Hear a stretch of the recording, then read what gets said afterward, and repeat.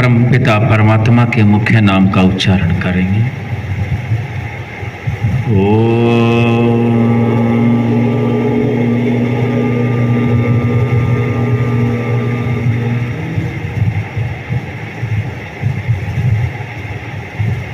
चार शब्द विशेष रखे थे। शरीर की शुद्धि जल से, मन की शुद्धि सत्य से,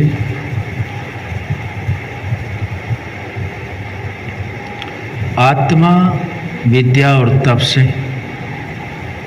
बुद्धि ज्ञान से पवित्र होती है, अज्ञान से नहीं। और यह मनुष्य का स्वाभाविक गुण भी है। इसी विषय पर ऋषियों ने विशेष कार्य किए। मानव जाति के कल्याण के लिए महर्षि दयानंद सरस्वती जी ने विलुप्त हुए विज्ञान को हम सभी के कल्याण के लिए दिया और एक अनमोल ग्रंथ हम सब की उन्नति के लिए हाथ में थमा दिया। यदि हम मनुष्य रहकर भी वेदों का द्वार और सत्यार्थ प्रकाश का अध्ययन न कर पाए तो इसमें दोष किसी का नहीं है। बहुत से उपदेशक कहते हैं कि मैंने सब दिया, वो नहीं करे तो मैं क्या करूं। करना तो हमें ही पड़ेगा। यदि हम ईश्वर के भरोसे आलस्य और प्रमादी बन के बैठे रहे, ईश्वर का नाम रटते रहे कि ईश्वर सब कुछ कर देगा, ऐसा वैदिक सिद्धांत नहीं कहता। ईश्वर तो प्रेरणा देगा। हम सद प्रेरणा को जान करके सदकर्मों पर लग जाएं। ईश्वर को न मान करके सद प्रेरणा नहीं मिलेगी, हम असत कर्मों पे लग जाएं। तो आज का प्रश्न वहीं से आरंभ होता है। अभी तक हमने प्रश्न उत्तरों के माध्यम से जाना है हम सभी आत्माएं चेतन सत्ता हैं और परमात्मा भी ब्रह्मांड के अंदर चेतन सत्ता है। ये दोनों सत्ताओं का गुण एक समान है, दोनों चेतन हैं। तीसरा, जो मूल रूप में प्रकृति है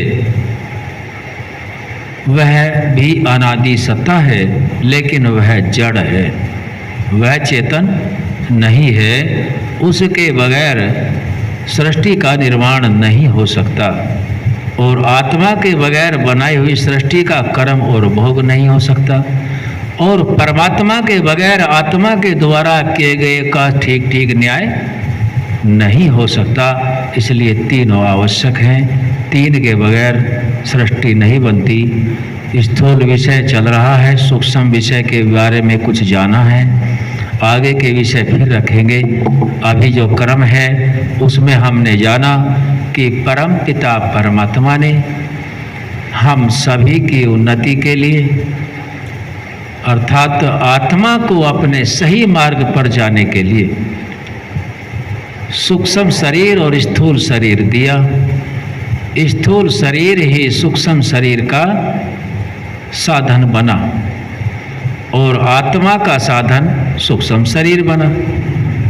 तो कल का प्रश्न रखा गया था, उसको दोबारा ले लेते हैं। स्थूल शरीर में आँख है, बोलो है आँख, नाक है, कान है, जीभ भी है और त्वचा भी है। ये बारी बारी से बताएंगे ये क्या है, साधन है। क्या है ये? कल हमने जानकारी ली थी आँख किसका साधन है। आँख जो जानते हैं हाथ उठाएंगे। अमृत आर्य माइक रखा है, बोलेंगे आँख किसका साधन है? चक्षु इंद्रिय का। चक्षु इंद्रिय का साधन आँख है। क्या हमने ज्ञान से जाना या ऐसे ही मान लिया है? इस प्रश्न का उत्तर अशोक आर्य जी देंगे। नहीं जी, ज्ञान से जाना। अब हमारे पास ज्ञान तो बहुत तरह का है, इसमें जो सही ज्ञान है वो ज्ञान किसका है? संजय आर्य जी उत्तर देंगे। किसके ज्ञान से ठीक ठीक जाना? दोबारा से प्रश्न करो। ये प्रश्न 3 है। पहला प्रश्न का उत्तर आया कि आँख का आँख जो साधन है वो चक्षु इंद्री का है। आँख जो साधन है चक्षु इंद्री का है। इस बात का पता किससे चला? अशोक जी ने उत्तर दिया, इस बात का पता ज्ञान से चला। वो ज्ञान हमें किसके माध्यम से मिला? क्योंकि ज्ञान तो बहुत तरह के हैं। आप सत्य ज्ञान की बात करो, वो सत्य ज्ञान कहाँ से हमारे पास आया जिससे हमने जाना कि आँख जो है साधन है और चक्षु इंद्री का साधन है? इस पर बताएं। वेद माध्यम से।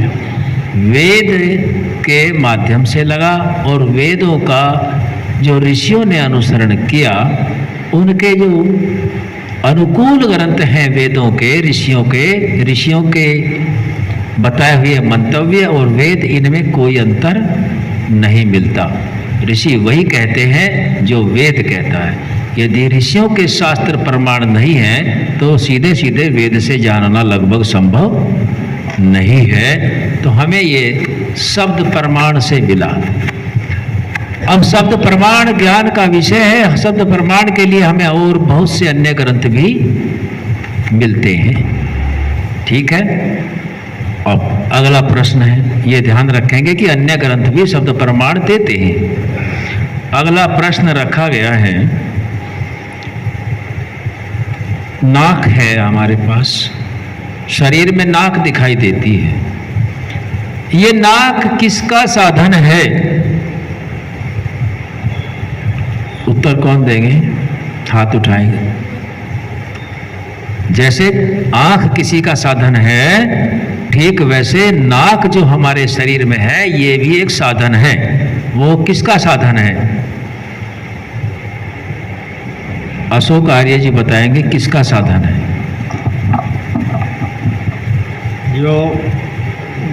ये जो घ्राण इंद्रिय, ये जो हमारी नासिका है, इसका गंध जो होती है उसका साधन है। घ्राण कहते हैं उसको। घ्राण इंद्रिय का ये साधन है।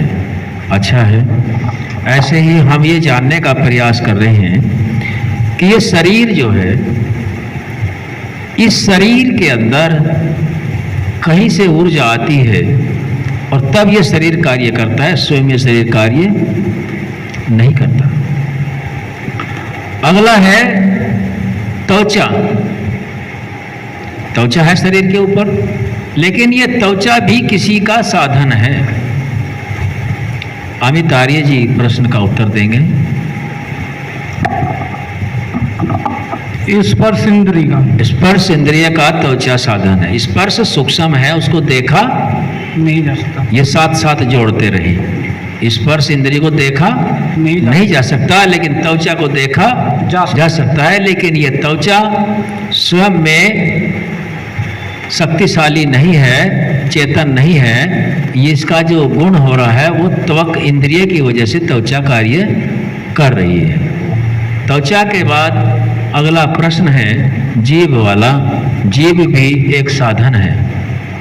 जीभ भी एक साधन है। क्या जीभ ही सब कुछ है या इसके अंदर कोई शक्ति कार्य कर रही है? उसका नाम क्या है? राजीव आर्य जी बताएंगे।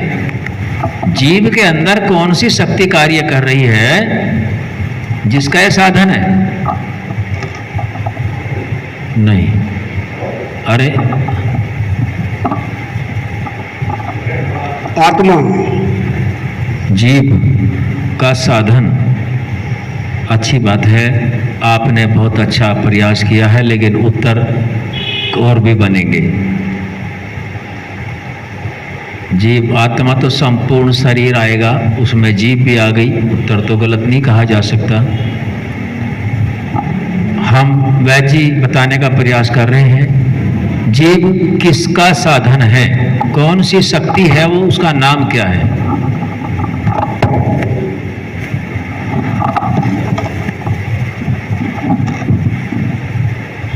ये स्वाद को बताती है। स्वाद, हाँ, रसना इंद्री कहते हैं। क्या कहते हैं उसको? रसना है। रसना। अच्छा, अब अगला एक इंद्री बची है, उसका नाम कौन बताएगा? 4 हो गई, 5वीं बची हुई है। कान। चलो, जो कान है ये वाले, ये दिखाई दे रहे हैं, इन कान के अंदर कौन सी शक्ति कार्य करती है, उस शक्ति का नाम क्या है? अमित जी बताएंगे। रुको, आप बार बार इसे दिए जरा धैर्य को, बताओ। सुनने का। हाँ, जितना जानते हो अच्छा बोला। अमित जी को दो फोन। कान सुनने का कार्य करते हैं, बिल्कुल सही है। छोटा बच्चा है, जितना जानता प्रयास तो किया। कान श्रोत्रम इंद्री का कार्य करे। श्रोत्र इंद्रिय का साधन है कान। ये प्रश्न स्थूल शरीर के बारे में, और स्थूल शरीर कार्य करता है सूक्ष्मों के सहारे से। सूक्ष्म नहीं है तो स्थूल कार्यरत नहीं है, और यदि आत्मा है तो वे सूक्ष्म भी कार्यरत हैं। और जो सूक्ष्म पदार्थ हैं वे सूक्ष्म भूतों के अंशों से बने हैं, और जो स्थूल पदार्थ हैं वह स्थूल भूतों के अंशों से बने हैं। यह बात समझ में आई? सूक्ष्म भूतों से मिला हुआ सूक्ष्म शरीर होता है, और स्थूल भूतों से बने हुए को स्थूल शरीर कहते हैं। यहाँ तक कोई किसी को परेशानी हो या सवाल और बढ़ाए जाए?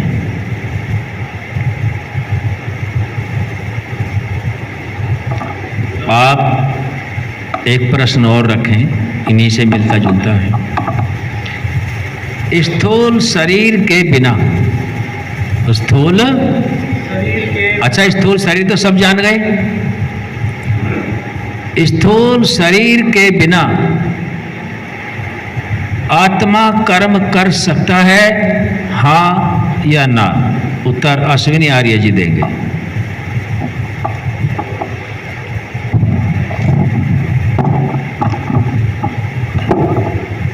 नहीं कर सकता है। बिल्कुल सही उत्तर है।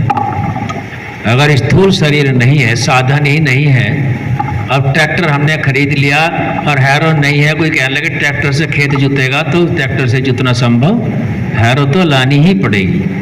गन्ना ट्रैक्टर कोई 2-4 गन्ने धर लावे बिना ट्रॉली के वजन नहीं खींच सकता।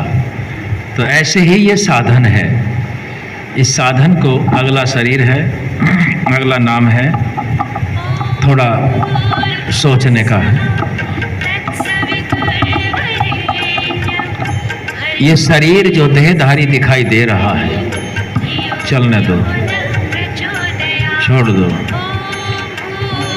ये शरीर जो दिखाई दे रहा है, इस शरीर का नाम है कोई, जिसमें हम हैं, हमें मनुष्य नाम रखा गया है।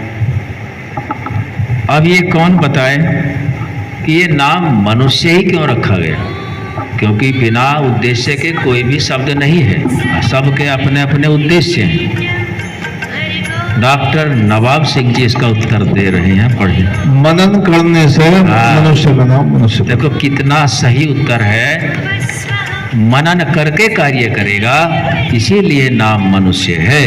और पशु नाम इसलिए है, पश्यति से पशु, जो केवल देख के चलता है, देख के करता है, वो पशु है। तो यहाँ बड़ा सटीक उत्तर है। अगला प्रश्न है,